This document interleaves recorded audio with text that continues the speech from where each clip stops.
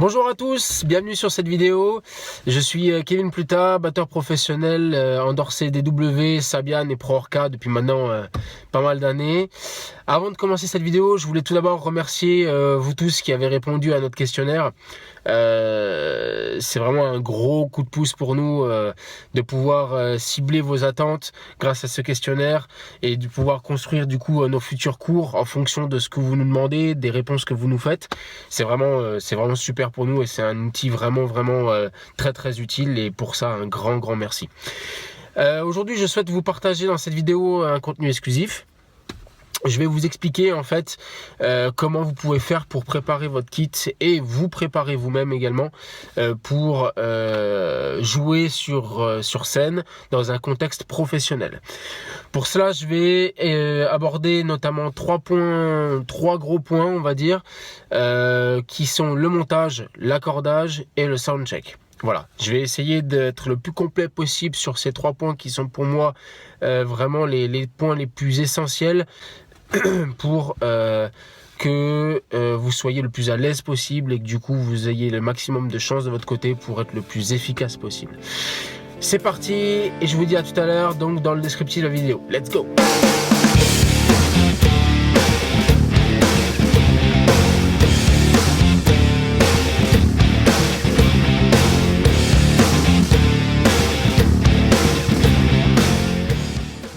Me revoilà pour donc aborder le premier point de cette vidéo qui va donc être le montage.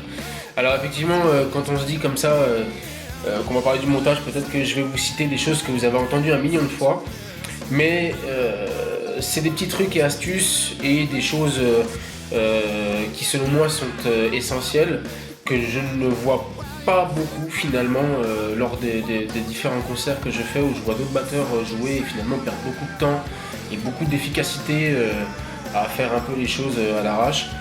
Moi de mon côté j'ai toujours tendance à être très rigoureux sur le montage et la façon dont je positionne en fait mes fûts et la façon aussi dont je les espace les uns des autres, parce que c'est un point qui vraiment fait tout le, comment dire, si je respecte en fait ce paramètre là, j'obtiens 90% de chance de retrouver mes repères quand je joue, et du coup ça réduit considérablement ma marge d'erreur. Donc un petit truc que moi j'utilise très simple pour retrouver en fait mes positionnements de fûts classiques, c'est de repérer sur un tapis mes pieds de cymbale et mes fûts.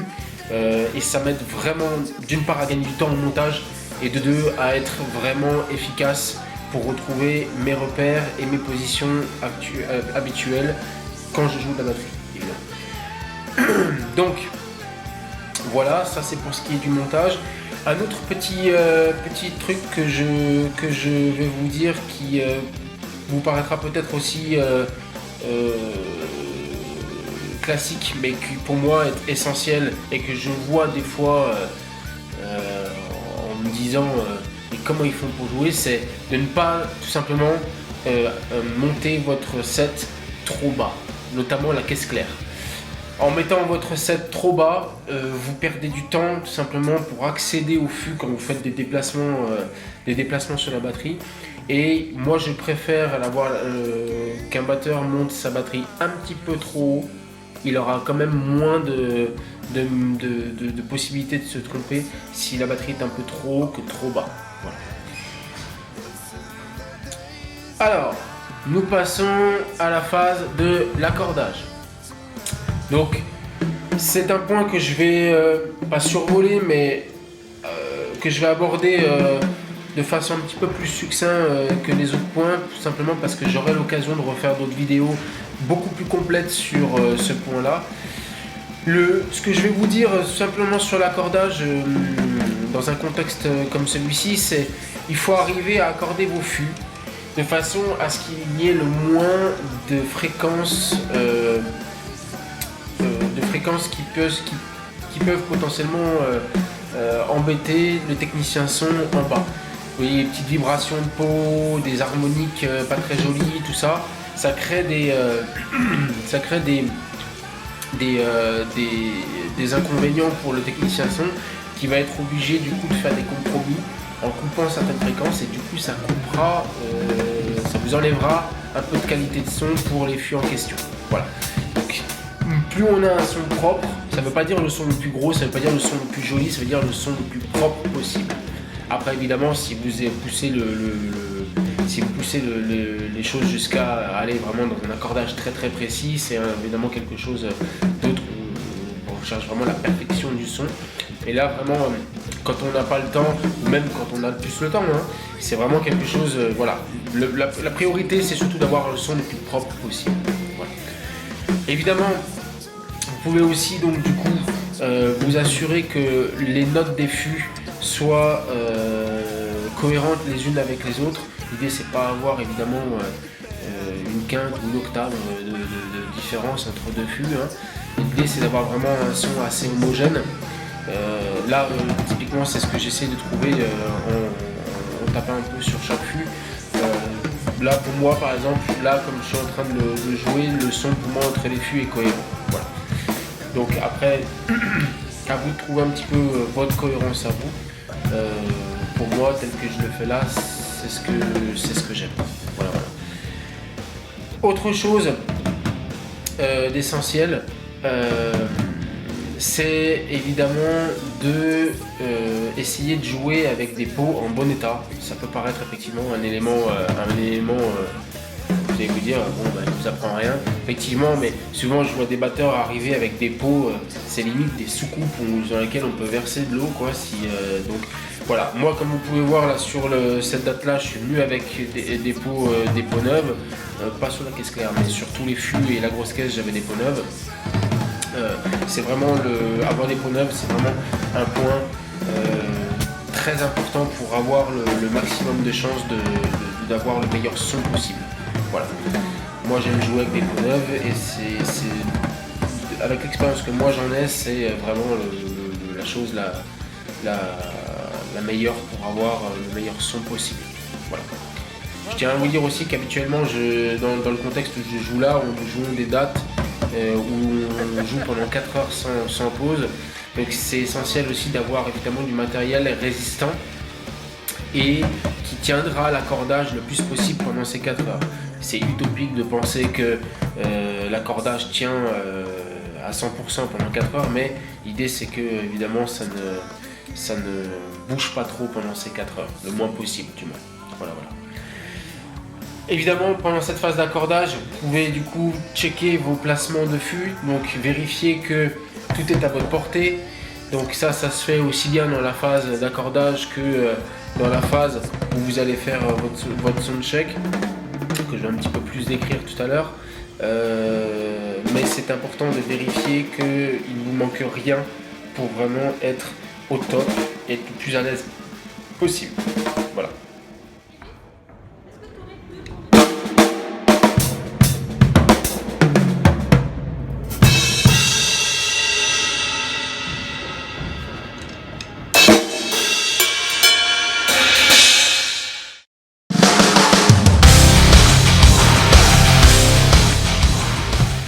Ensuite, la phase du soundcheck.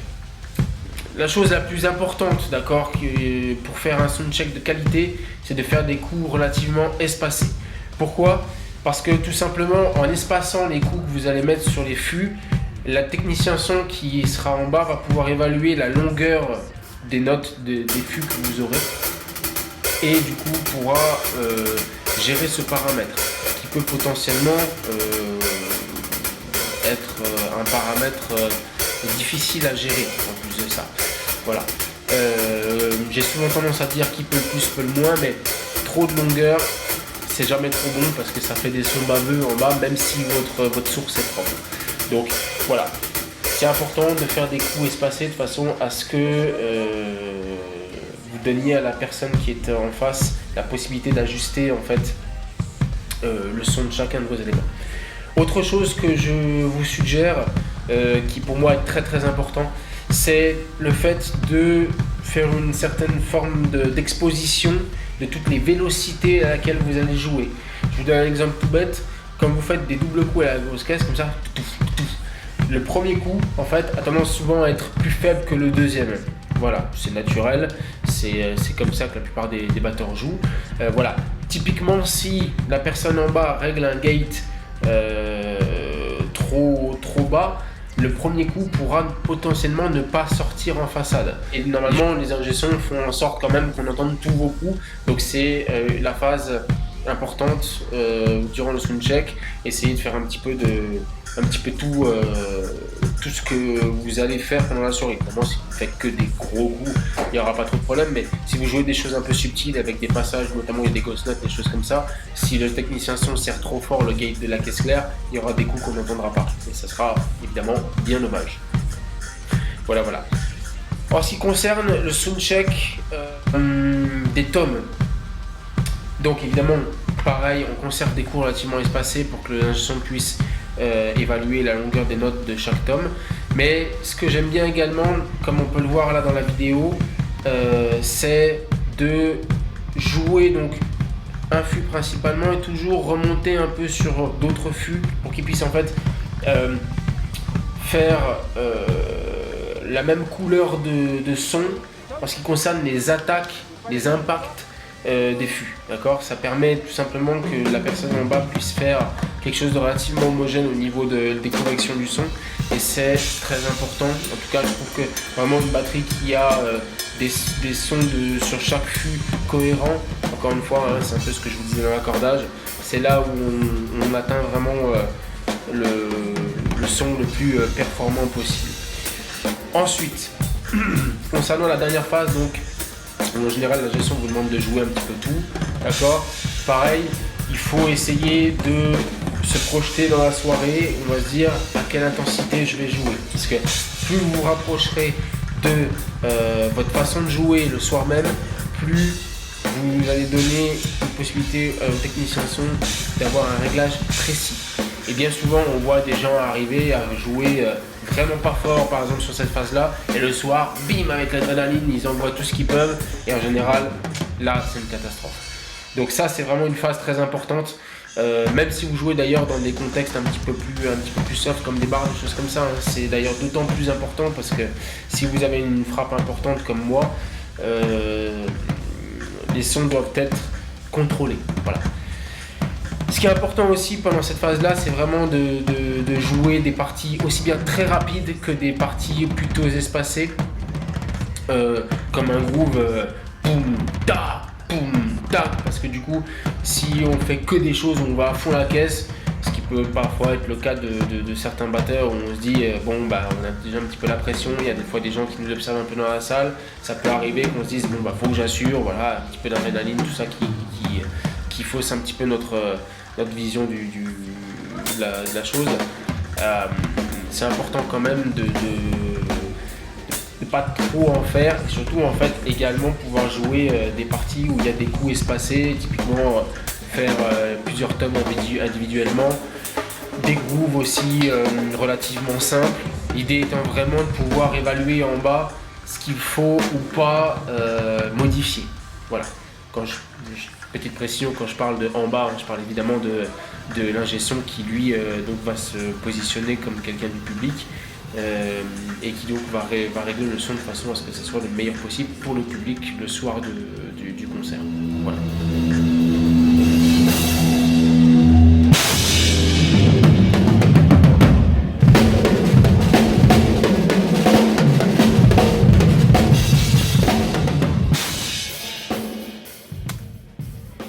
Donc un petit résumé des étapes essentielles donc, pour faire une bonne préparation live.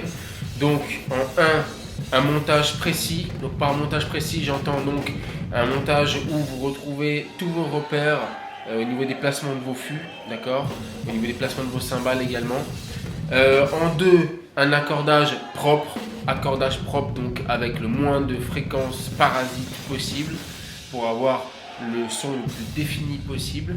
Et en 3, un soundcheck qui vous représente avec donc des vélocités qui donc sont toutes les vélocités que vous jouerez dans la soirée et du coup également les vitesses à laquelle vous allez jouer, est-ce que vous allez jouer avec des ghost notes, etc., est-ce que vous allez jouer fort, etc.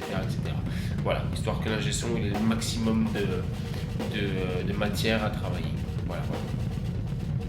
Et donc normalement, suivant ces 3 étapes qui pour moi sont essentielles, vous mettez toutes les chances de votre côté pour du coup vraiment épater tout le monde et surtout vous faire plaisir, c'est le plus important. Et vous ferez le meilleur show possible normalement en respectant ces 3 étapes.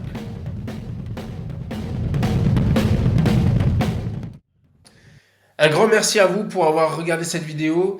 N'hésitez pas à vous abonner à notre chaîne YouTube si elle vous a plu. Le lien est un peu plus bas dans la description. Voilà, et n'hésitez pas aussi à nous laisser un petit commentaire pour nous dire vos impressions sur cette vidéo et aussi pour nous faire partager votre manière de vous préparer, de préparer votre kit pour un live. C'est toujours bon de partager les infos. Et n'hésitez pas aussi à nous dire en commentaire si vous avez des problèmes pour cela. Auquel cas, on se fera un plaisir de faire d'autres vidéos pour essayer de résoudre ces soucis et essayer de répondre à vos questions. Voilà.